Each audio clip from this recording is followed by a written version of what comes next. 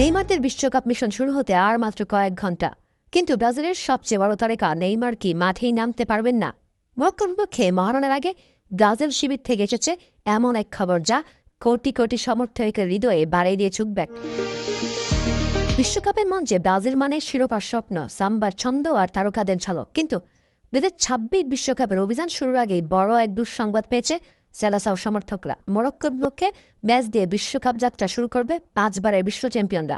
অথচ দলের সবচেয়ে বড় বিজ্ঞাপন 10 নম্বর জার্সির মালিক নেইমার জুনিয়র এখনও মাঠের অনুশীলনেই ফিরতে পারেনি। ফলে প্রথম ম্যাচে তাকে পাওয়া যাচ্ছে না বললেই চলে।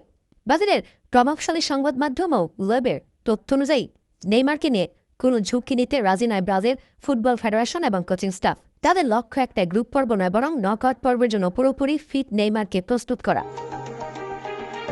বিশ্বকাপের শ্রী গ্রুপে ব্রাজিলের প্রতিপক্ষ মরক্কো, হাইতি এবং স্কটল্যান্ড। তবে শুধু প্রথম ম্যাচ না, গ্রুপ পর্বের বাকি 2 ম্যাচেও নেইমার খেলবেন কিনা সেটিও এখনও নিশ্চিত নয়।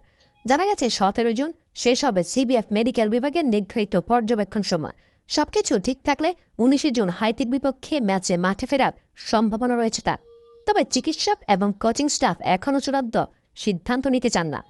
নেইমারের কাপ ইনজুরির উন্নতি হয়েছে ঠিকই, কিন্তু বল পায়ে মাঠে নামার আগে তাকে আরও কঠোর ফিটনেস ট্রেনিংয়ের মধ্য দিয়ে যেতে হবে।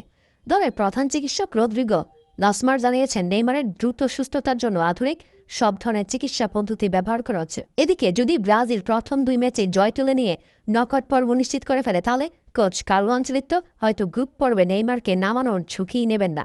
এখন সবচেয়ে বড় প্রশ্ন, বিশ্বকাপের সবচেয়ে আলোচিত তারকাদের একজন নেইমারকে কবে দেখা যাবে মাঠে? তিনি কি নকআউট পর্বে ব্রাজিলের ট্রাথায় ফিরবেন, নাকি চোটের ছায়া আরও দীর্ঘ হবে? আপনার কি মনে হয়, নেইমারকে কি গ্রুপ পর্বে খেলানো উচিত নাকি নকআউটের জন্য তুলে রাখা উচিত? মন্তব্য জানাতে ভুলবেন না একদমই।